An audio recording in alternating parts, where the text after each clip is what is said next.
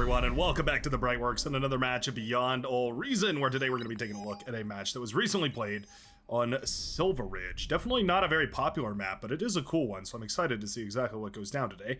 Spawning on the left-hand side on the front line is our blue team leader. It's a Cortex commander that goes by the name of Mantis Spam. Mantis Spam, going to be playing as a Cortex commander, hailing here with 17 true skill. Definitely a little bit of a learner's lobby. Yeah, a noob-friendly, all-welcome type of lobby. I do notice Babad here with silver chevrons and 11 true skill, so as far as hours played, the most experienced player on the blue team right here, but it's going to be Mantis Spam here, following in the lead with the silver tail of chevrons on the bronze, going to be showing us exactly what the blue team leader has in store. All the way on exactly the opposite side of the map here, an Armada commander who's going by the name of Zidoxis, going to be showing us what he's got as a frontliner here. Very cool to see. Now, it's going to be a bot lab here for the red commander, and I think obviously that makes a lot of sense on a map like this with so many hills that you can take advantage of. Those bots just have the mobility that you need in order to keep a contest over, for instance, any of these massive run-by paths that you can take advantage of. You can go up and over these hills into the back lines. You can go over these hills and start firing away with rocket bots. There's a lot of opportunities for run-bys. There's a lot of opportunity paths, as I like to call them. And I think that's going to mean that vehicles are going to struggle, certainly, against bots harassing the backlines here. I do see that Gogol is real, has gone into Cortex vehicles here. Cortex vehicles have a lot of strong things going for them. The Pounder is very good for sectioning off areas of the map, denying run-bys and shutting down scout spam, but of course, they have to be in the right position. They have to be in the right position at the right time, and of course, you have to be able to counter your enemy's play, right? If the enemy isn't really going for instance, big pushes through choke points that your Pounders can contest, then really, they're just a waste of metal out on the field here. So already we've got some scouts heading on across the map here. Zidoxis sending those ticks across the map. It's something I always encourage Armada commanders to try and do. Whenever you're playing bots as an Armada commander, you'd be remiss not to send a couple of these ticks across the map. 17 metal apiece, 340 energy, absurdly cheap. Very, very easy to produce and send out on the field. One of them will scout the base and discover a res bot here for Babad, the Seafoam Green commander here. Looks like we're going to peel the rest of them off to try and harass this base in the backline. There is an LLT up and running, and I actually really like that. I think a single LLT here makes a lot of sense. It definitely allows you to defend your base while your commander moves out to expand, especially for a vehicle player where you have to move that commander forward very aggressively in order to expand. Yeah, I think the LLT here makes a lot of sense. Same here in base right now for Babad, the Seafoam Green commander. We do have a transport shenanigan going on right now, as well as Barbarian leader, the yellow commander, has transported the commander forward and is going to start setting up a forward operations center right up here on top of this mountain, trying to claim all four of those very valuable metal extractors. Very nicely done. Looks like the ticks have been cleaned up very nicely over here as well. Always good to see. Has the music been turned off? Oh no, it's just quiet right now. Okay. Trying to make sure. I fiddled with the music settings earlier. Hopefully I've got them back to a regular level. Let me know down in the comments below if that's not the case. We have the yellow commander here. I'm a little worried to say this name. I might get demonetized on YouTube here. So we'll just go with the light yellow commander, the powder pink commander right here, going to be setting up a forward operation. We are playing vehicles, so that's good to see. It's Armada vehicles, so we do have the Janus available, of course. Going for a Janus snipe on the commander is a very early, very prominent strategy, so I wouldn't be surprised if maybe that's what we see right here from the pink commander. A couple of grunts on high right here, trying to, well, do as much damage as possible, but really it feels like they're more of a scout. How much have we seen here? Okay, yeah, I mean, we see the wind turbines. Gonna have a hard time escaping these blitzes, though. They're coming up the mountainside and going to try and shut all those aggressive blue units down right here. As long as Mantis Spam can keep the aggression high, this should be all well and good. Love that Gizmo is expanding with the commander here. We're setting up the LLT for us, and then we're expanding with the constructor behind it. It's a really, really nice move right here, and actually we could stand to be even more aggressive. Yeah.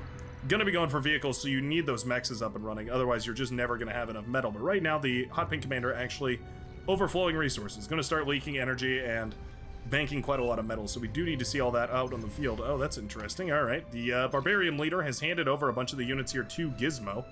No units on the front line right now for Gizmo. It's a risky strategy because obviously it leaves you very open to run-by attacks. You can imagine 2 or 3 pawns sneaking past here and blowing up some of these metal extractors wouldn't be the worst idea. A lot of these grunts that have been handed over here are going to be sent forward. Oh, no, the rally. There we go. Okay, the rally is good. We are going to avoid the LLT for the time being and try and keep doing some damage. There is a radar tower up on the high ground here. If Gizmo puts down a radar tower, they should be able to see it. But for the time being, I don't believe they have any scouting. Yeah, no scouting revealing exactly what's going on up on this high ground. It is just a single constructor, a single radar tower, and a single metal extractor. Likewise here, no aggression from the orange commander who has all the time in the world to move forward. Oh no. So what we're seeing right now, hold on, I want to explain exactly what we're seeing. So right now, this is the Orange Commander. I'm explaining this because it's a low-level lobby, so maybe if you're watching this, there's some notes you can learn from. As you see the air constructors coming out here, what it should signal to you immediately is that the opposed player has gone for air in your lane. What that means is there's effectively only one player playing this lane, and it should open up every opportunity for the Orange Commander right now to send full forces forward, split them off to go harass the backline here, split them off to go harass the backline of Stan. That's exactly what I expect to see out of, well, for instance, pro-level players here, but I'm curious to see if maybe we will out of the Orange Commander right now as they discover, indeed, it's going to be air constructors, building metal extractors right here on the front line. Yep, Grunt's going to be, well, able to blast those down. Not efficient per se, but able to blast those down. Now is the time. J-Sam, the Orange Commander, 15 true skill, hailing from the Americas, and going to be keeping those Grunts on idle for the time being. Blitz is falling right here to the aggravators. Oh no. Blitz is your mobile force, so you want to keep those moving around as much as possible. Definitely don't want to idle them against, well, for instance, aggravators, but really any single high damage unit. Trying to think of other ones. Artillery would be another example, of course. Shell shockers, Wolverines, that sort of thing. Commander to eat up the wreckage is quite nice here as well. Blitz is looking for an opportunity, but they had already taken so much damage that they get shut down really, really nicely. Now these LLTs effectively worthless, as suddenly these aggravators are forced to march forward if they want to contest all this. The LLT is going to be blasted down very efficiently, is what I mean to say. A little bit of a run by over here. Nicely done. Couple of Grunts sneaking into the backline right here of King Flash. Going to blast down at least one of those metal extractors, if not a couple more. We're producing shell shockers right now. Well, we've got a couple of Grunts moving in. We've got a backwards vehicle bay here as well. Always funny to see those. There we go. Blitz is being pumped out of the lab at this point. Going to be sent on over to try and clean up some of these Grunts. We need them immediately. Oh no. Oh no, we're not microing back here. Little bit of an APM stall, it feels like, for King Flash, who accidentally killed one of these Grunts just by queuing those units past it. The other Grunt, though, will get into the backline here, having a little bit of an APM stall itself, just sent on a rally, and won't end up killing the metal extractor. Lovely stuff. No metal extractor down. Grunts have been pulled back. Shell shockers pulled back as well. You can see everybody is on their highest guard, trying to keep things alive on the front here. King Flash, indeed, trying to set up some LLTs to defend himself. Has the blitzes here to try and defend as well, but I don't believe they can cross this rocky terrain right here. So we're going to need to position these lower in the valley or send them over to the right-hand side to try and help out the bad, the Seafoam Green Commander. We're starting to build up that number of Rocketeers right here for the Red Commander, where it actually becomes a little inconvenient to micro against this, because every rocket that the enemy fires inevitably connects with at least one or two of your own Rocketeers. It's a weird little back and forth dance between aggravators and Rocketeers, and, well, really, rocket bots of any caliber. It does mean the Red Commander has to be a little bit careful about this. I wouldn't mind seeing a deeper investment in Resbots, just to make sure that at the very least, we have the ability to reclaim or repair those. Resurrecting them, always an option too, but of course, very tricky. Aldu with another learning moment here. Always much more efficient, oh no, much more efficient to put down one lab with a bunch of build power, construction bots or the like, pumping out units, as opposed to, for instance, 4 labs simultaneously spitting out units left and right here. Yeah. Very common mistake. This is one thing that a lot of players that are learning the game for the first time tend to do. I believe it's Zero Kelvin that has a system where it's more efficient to put down labs. It's more reasonable to put down labs. I have not played the game. I've just heard this from other people, so take this with a grain of salt. But suffice it to say that in Beyond No Reason, the much more efficient option is to make a construction bot and then make construction turrets. Those are going to be far and away superior here. Big battle went down in the middle of the map, but those pounders kept it all alive. You can see those LLTs blasting things apart here as well. Fighters coming in right now, diving on top of nothing. Commander may be the target right there, but you need about 12 gunships in order to kill a commander in a single bout. Well, not a single volley, but it's quick enough anyways that a commander can't really react with AA turrets and the like. Shell shockers here an annoyance, certainly, but the aggravators are built up to sufficient numbers that they can just start to push forward. Shell shockers obviously only capable against things that are static, right? Any of those static defenses is going to be quite good, but shell shockers against mobile infantry units, not going to be good enough here. Big old run by has happened. This is what I was worried about. Just like that, a bunch of incisors pushing forward right here. Nettles going down here, thistles going down. The anti-air turrets, LLTs, metal extractors, you name it. The Hot Pink Commander in loads of trouble. We need pounders, and we need them immediately. Pounders are the anti-swarm tank, and they work fabulously against incisors, blitzes, any of those light craft. Not going to be the case, though. We're working on more build power here. We've overbuilt build power. And all that metal that should have been out on the field is now wasted as these incisors start to tear apart the economy. Beautiful little run by right there by Gulgal is real. I'd love to see maybe a little bit more micro here, though. There we go. Incisors continuing to move forward here. Banshee's in the sky to clean all this up. It's a fine solution. It's not a quick solution, but it's a fine solution. Eventually, they'll blast all this to smithereens. Certainly the best you can do as an Armada air player.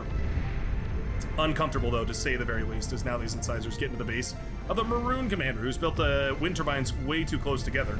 These clusters of 3x3 or 3x wind turbines will evaporate. They'll chain react on top of each other. There you go. You can see them exploding ceremoniously. And just like that, we should see another beautiful chain reaction here. Oh, Banshee's actually managed to shut it down. All right, not bad. Commander can get these mexes back up and running. This isn't the end of the world, but it certainly is a tremendous hit. Certainly enough damage to justify the loss of all those incisors in enemy territory, but we do need to capitalize on it with, for instance, 100 res bots reclaiming all of this right here. That's one thing that I see vehicle players going for and failing with a whole lot, is going for a big old push like that, investing heavily in medium tanks or anything like that in order to get those units out on the field and get them doing some work, but then not following it up with one of their teammates using res bots to reclaim everything. A little bit of teamwork, a little bit of communication in order to get a commander that's using those T1 bots. Get a couple of res bots behind your vehicles to clean up the mess that they make. You'll be in a way better position. Your team will thank you for it. It'll all end up much, much better. One of the ways you can think about Beyond All Reason, one of the ways that I like to think about Beyond All Reason, is the total lump sum amount of metal that both teams have access to. The idea being, of course, that you don't want to give away more metal than your opponent. you want to make sure that your opponent is always losing metal in whatever trade you happen to take or take advantage of. And so in that way, you can justify, for instance, your teammates reclaiming your wreckages in the sense that it's all going back to your team and it comes back around eventually one way or another. T2 transitions are up and running right here for the orange and tan commander, who are now pumping out units. You can see, oh, very cheeky. Okay. Give me turrets so I can spend my metal. I micro front your units. Oh, all right. So this is wonderful. Zedox is going for that sort of communism play that I was, well, for the longest time hyping up. I always theorized that it was possible, but indeed, I think this is probably proof in the pudding. This is exactly what I like to see. So what we have right here is essentially Zedoxis has been handed a construction turret so that they can produce out of this lab. We need to see it connected to the lab, though. Right now, it's just sitting idly. Essentially, the idea being that Zedoxis now uses the resources from the front line in order to pump out T2 units rather than using them to go for instance, a T2 lab here or T2 economy of their own, essentially just microing T2 units that have already been efficiently produced. It also means that the backliner can spend more metal on economy because they don't have to worry so much about pumping out units and then switching the lab and then building economy and then pumping out units and all that sort of stuff. They can just focus on pumping units and building economy because they essentially have 2 economies worth of metal in order to do so with. It also means the production doesn't fall when you switch to building economy right here. You can see we have a fusion. If this construction turret was actually connected to this lab right here, we'd still see production at the same time. It's a little bit of an APM stall right here, it looks like, from Zedoxis not realizing that that's not connected. You can go ahead and switch these over to their roam ability, and then they'll just help anything in the radius. That's a little micro tip for you, but you can always just latch them onto the lab manually with a little bit of a guard command. That works just as well. Banshee's trying to shut down this grunt spam. It's doing something. They're tickling away at those grunts. Banshees are so hit or miss. They definitely feel like a pinpoint precision tool. You have to use them with a very specific goal in mind. I think the goal should definitely be to snipe commanders. It's one of the better uses that I've seen out of them. This grunt wave is an issue here for Zedoxis. The commander in a little bit of trouble here. Grunts don't do all that much damage, and the hounds are here to protect it. Yeah, this will be cleaned up quite nicely, but it was definitely a little bit of a clencher moment there to see all those blue units leaking through. Barbarian leader in a little bit of trouble now, too, as blitzes make their way onto the high ground here. Now blasting away at a very expensive agitator. Oh, it'll barely stay alive, though. Yeah, with proper res and reclaim micro. Nice D-gun there as well. Barbarian leader brings it back from 2%. Very, very nicely done. Love to see it right there. We have the res bots out as well. That's another benefit, of course, of having the red team leader keep their T1 lab around, is they can just go ahead and pump out res bots. You don't have to worry about microing a T2 and a T1 lab if the backliner just produces the T2 units and the frontliner just produces the T1. Really, really love to see that. We do also have a beautiful Sheldon ball over here on the left-hand side for JSOM. This is just T2 units that have been produced for the longest time. Oh my goodness, what an aggravator ball. Really quickly here, let's just take a look. Nearly 4,000 metal worth of aggravators. Nearly 5,000 metal if we include the thugs. And we're still going for more. My goodness. We've got the T2 constructor. I think it's about high time. Oh, and we've got 3,000 metal in the bank. My goodness, where's the metal being spent? I guess it's not being spent. Yeah, the blue team leader just struggling to spend that metal actually right now. Having a really hard time putting that metal out on the field. We've got tons and tons of resources and we're just not spending it appropriately. I mean, this many aggravators could crush this defense over here. It's just a couple of shell shockers with some beamer turrets for support, and that's nothing in the face of, well, 4,000 metal worth of T1 units is more than enough to crush through basically any T1 static defense. Hounds now have thoroughly won their side, though. Easily dismantling these rocket bots that are coming out of the lab one by one. No air support here either. It looks like the Powder Blue Commander has the fighters idle. These gunships have been overexposed for a good long while here. They've been flying over enemy bases. They've got barely any fighter coverage. These should have been dead ages ago, but the air player has not noticed that these are tearing apart the backline. And there we go. Texpera or Tapera, however you're supposed to pronounce it. The Maroon Commander realizing, hey, wait a second, if the enemy air player isn't going to go ahead and contest these, I may as well just go into the backline and start doing damage with them, and my goodness, we sniped some wind turbines with our Banshees. It feels like every time I take a big fat crap right on top of the Banshees, they end up proving me wrong in exactly that same match, and this feels like certainly exactly one of those situations here. It is the caster's curse, I suppose, but anyways, here they go, now ravaging the backline right here, or at least they should. It should have been 3 or 4 or 5 dead metal extractors right there, but that's not what we see, oddly enough. But bad in a little bit of trouble here, waiting for the surround right now from the grunts. We've just gone for mass grunt spam from Aldo. That was the commander that went for 6 different labs in the backline right here, now suffering the dramatic defeat of the brute in the backline, now blasting away at the, the solar panels here that were powering everything. Grunts did eventually shut down these hounds over here, but not before they managed to kill the commander of the Seafoam Marine Commander. Beautifully done. Sharpshooters, yeah, more construction turrets handed over here. It looks like they were finally latched onto the lab right now. You can see the orange commander, or pardon me, the red commander actually struggling with energy more than anything. Wouldn't mind even seeing some of these wind turbines handed over to the red commander just so that they can spend the metal a little more efficiently. Tricky to balance that, and it takes a little bit of communication between both commanders of the same team. Tricky to do, but certainly not impossible, and I would love to see this build refined more and more. I think if you refine this build very, very nicely, Zadoxes, I think this could be a game winner. I think you're going to farm some OS off of some of the lower skills very, very effectively. Tanks running into each other face first. We've got the missile trucks being used as assault units here. Less than ideal, I suppose, but we've got enough force to break through here. Certainly enough to break through. Do we have enough to shut this down entirely? Well, with the critical E-stall at exactly the wrong moment, Gogol Israel is now having a terrible, terrible time. My goodness, wait a minute. 11 kills on this medium tank. It's a gold star medium tank, a double gold star medium tank. Has this just shut down the entire lab back here? Oh my goodness. The purple commander slacking on the job right here as a single medium tank shuts down the entire lab, and we're gonna self-de it. Just as icing on the cake. Oh, maybe not. Yeah, we want that commander kill. That's so funny. What a hero of a medium tank, now kiting a commander. My goodness, we've got to general status medium tank levels. 48% on that commander, maybe the most valuable medium tank known to Cortex kind. Beautifully, beautifully done. Oh, interesting. Okay, so we've handed over a Twitcher, which is going to be producing a bunch of fiends. That's actually a great option. It's a very cheap way to get T2 units on the field without actually having to spend all that metal on an actual T2 lab. All that metal, which, by the way, is just on the front line here. Now we're up to nearly 7,000, 6.7 thousand metal in T1 units. Not spread out nearly enough. At this point, you can really start to think about regimenting these. You can really make formations, right? Multiple rows of rocket bots firing all simultaneously. A little micro tip for anybody who's interested. While we watch this base go up in smoke right here, commander sniped by the Sheldon ball, and the rest of the base will go down shortly thereafter. If you select a big ball of units, you hold control and then right-click. What you can do is actually move those units in their current formation. You'll see this little indicator, see that little plus sign kind of cross through the circle indicator? That means that you've selected this group for formation movement. And then if you right-click with this formation, what it'll do is essentially it'll move them in their current orientation, and they'll all stay at the same speed, which is really convenient. It's very, very nice, especially for controlling T3 units, for instance, Titans and Juggernauts, which happen to be very slow, but you want to surround those with assault units like Karganath or Razorback. You can move them all in formation at the same speed, and it makes them much more viable on the front. Grunts here trying to shut down the Sheldon ball. Sheldon ball having a wonderful time blasting apart these advanced solar panels here. Damage across the board is riveting to the core here for the blue team. You can see now the economic game has vastly outscaled the blue here. The red commanding nearly 3 times, a little over 3 times the economy in metal, and about double the economy in energy. Medium tanks blasting apart bases over here as well for Kogol is real, and we've got the sharpshooter ball over here marching forward as well. The little briefcase boys. Hold on, I want to get a shot of the, pardon me. I want to get a shot of the briefcase boys. Pay attention now. See their little briefcases? They're adorable.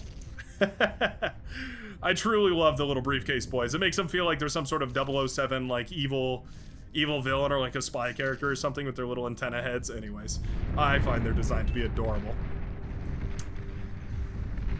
Right now the action has diminished as the grunts have cleaned up most of this here. The octuple lab, no, pardon me, the pentuple lab here from Aldo, the Cyan commander, pumping out grunts at a pace. I mean, to be fair, we are spending the metal, and that's the hardest thing to do. That's the reason why you go for build turrets, is that you can spend all your metal out of 1 lab. But I guess it's fair to say that if you're gonna spend all your metal out of 4 labs, it's just as fair. A little bit wasteful, I suppose. Like, that is 600 metal a lab, right? That's 620 metal a lab. It's not ideal. It's not ideal no matter how you slice it. I'm trying to find a reason where it'd be effective, where it'd be useful, but really it's not ideal no matter how you cut the pie. We do have pulsars coming out here. Pardon me, starlights coming out, the mobile pulsars. T2 economy still coming up and running here. We're still pumping out T1 units as well. Spending a lot of metal in a lot of different places right here, but without really the energy in order to do so. Actually, we do have the energy. We're actually just lacking the metal, so it's time to eat up the solar panels. Eat up the solar panels to produce the T2 metal extractors. Eat up the T1 vehicle lab in order to produce those T2s. A lot of little efficiencies that are easy to pick up and easy to learn and easy to master, but definitely not entirely obvious when you first start playing the game. Something to keep in mind, obviously. Another thing, of course, being that observer perspective is, well, crystal clear. These players are working with very limited intelligence here. Very limited intelligence, information on the game, of course. I definitely work with very limited intelligence. Somehow I make it work. My win-loss ratio might not support that, but a boy can dream, damn it. Sharpshooters now beset upon by a whole bunch of these grunts, a whole nother wave of grunts. You'd think we'd include a couple of welders at this point after 3 or 4 times losing our entire composition to just a swarm of grunts, but at this point I think there's basically enough sharpshooters that have been built up here that they can actually click-clack their way out of this fight just by blowing those sharpshooters to Kingdom Come. Yeah, eventually cleaned up. I mean, very messy. Very, very messy. Not ideal, but if it works, it works. And it definitely did. Banisher wave here. Firing now into the medium tanks. I actually like that quite a lot. That's ideal. Banishers comparable, I think I would probably say, to the Starlights, in the sense that they fire a big single heavy burst of damage. Different, obviously, in many ways, and they have anti-air capabilities as well, which is not to be understated. But they certainly fill a similar role, it feels. Gogol is real, though, has ceased production, and I fear is out of this game. Actually, yeah, has completely retired from this game here, no longer controlling any of these units. Gunships up in the air. We've graduated to T2 gunships. Roughnecks, that's what those are called. Roughnecks, actually a considerable threat. Very, very tough, the Roughneck. They're a resilient gunship, certainly. Definitely makes them capable, especially when you're going up against the T1 Air Force still. If you can manage to get them into a fight where T1 Air Forces are shooting at them, it takes a considerable amount of force in order to shoot them down. It also buys you a lot of time to kill enemy air forces, because enemy air fighters will prioritize gunships, and what it means is that if you have your fighters in the mix, they'll start firing at the enemy fighters while their fighters are firing at your gunships. You'll win the fighter trade, and then your gunships, whatever remains or whatever new ones you produce, are free, of course, to continue blasting apart bases just like this. It's a tricky maneuver to pull off because it's very risky. If you lose, suddenly you've given up your entire fighter force and all your gunships, which can obviously be a very powerful defensive force at home. But if you win and you pull it off, you end up sniping bases just like this. Hound's now going on a tear. Sharpshooter's a little too slow to push this advance. Sharpshooter's much more of a siege-breaking kind of unit rather than a aggressive siege-pushing unit. I guess an assault unit, you could call it, a hybrid assault unit. Probably how I would describe the the Sheldon, not the Shell Shocker, and the Hound. And the Belcher, that's what it's called for Legion. May as well start including Legion units now that they're nearing some sort of completion. They're getting closer and closer to finished status. I know that it's a long anticipated thing, but it's well worth it here. Looks like Aldo is self-destructing his units and his base and everything.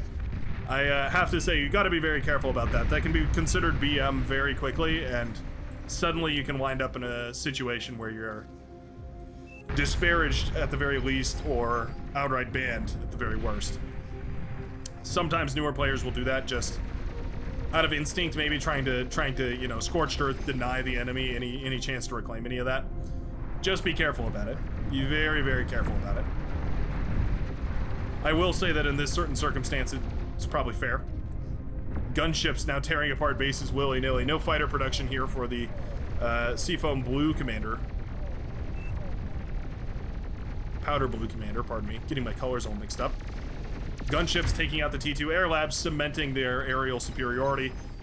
The advanced solar panels here about to go down. The red team has claimed an overwhelming victory here. Beautiful, beautiful move right there, sharing the build power to the backline right here. Yeah, indeed, we did even share over some of the wind turbines here, which is really cool to see. I love to see that build. I think that makes a lot of sense, and I wouldn't be surprised if we see a lot more of that, more or less immediately, as we continue to press forward. Sometimes, you know, I want to remain humble here, but sometimes these strategies do influence the meta every so often, whatever I cover. And I've covered this sort of strategy 3 or 4 times now, so I have a feeling if you're going into a game recently, you might need to be careful about a little bit of co-op, because co-op does really impact the game in very, very powerful ways. Anyways, sure hope you enjoyed this match. The red team manages to take the victory here with an overwhelming teamwork kill over on the right-hand side, swept across the map here, and eventually resulted in an overwhelming victory. Let me know what you thought about it down below in the comment section. Feel free to subscribe if you're not a member of the Brightworks already, and I will see you in the very next game of Beyond All Reason. Peace out, everybody.